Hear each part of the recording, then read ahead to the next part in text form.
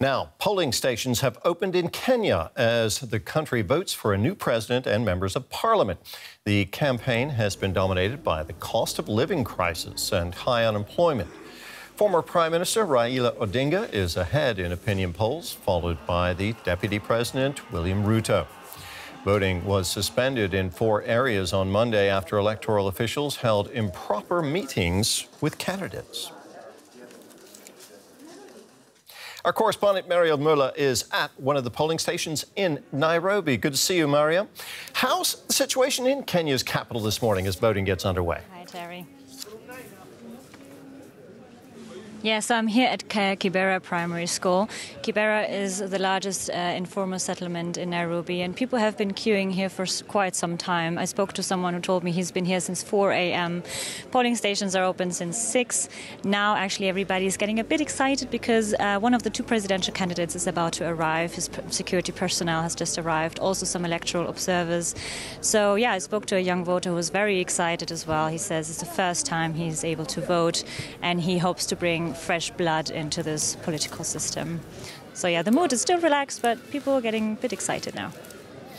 Talk to us about the 2 leading candidates, Raila Odinga and William Ruto. What do they stand for? So this is actually a real nail-biter because these 2 candidates have been very close, neck on neck, in the most recent polls. Until now, it's clear that Raila Odinga is in the clear lead. But Raila Odinga is the veteran opposition leader. He's been active in the opposition movement since the 1980s. He's spent years in jail in his fight for multi-party democracy against then ruler Daniel Arap Moi. He has been in the forefront of this movement. That's why he's widely respected. He has a huge followership as well. So now he even enjoys the backing of the current president, Uhuru Kenyatta, and he also hopes to garner some of the votes of the Kikuyu community. This is the ethnic community that is traditionally backing the president. So Raila Odinga hopes to also have some support of them. And this support is actually why the other presidential candidate, William Ruto, the deputy president, has been sidelined. He's been deputy president over the last 9 years. He has positioned himself as an antidote to the Uhuru Kenyatta and to the Odingas because he says he is not from an old elite family, he's not from a dynasty as he calls it, and he represents the needs of the poor. He calls himself a hustler, and he says he wants to improve the situation of those struggling because of the high food prices.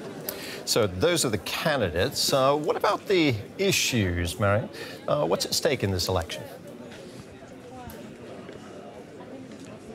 Yeah, so I already just mentioned the biggest issues are at the moment the high food prices, the growing inequality and unemployment.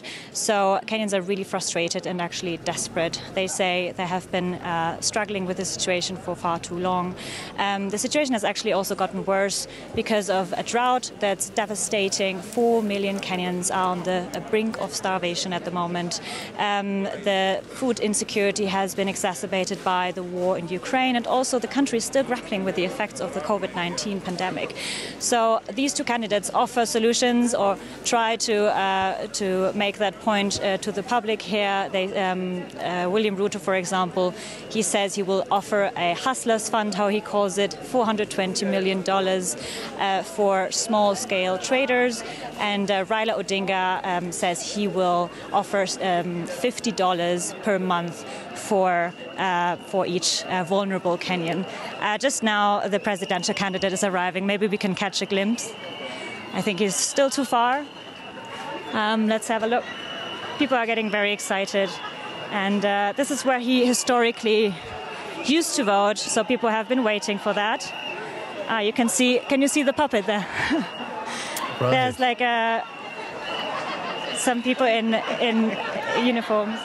Okay, I don't know if you can see that, but okay. we will catch some pictures for you and show you later. Great.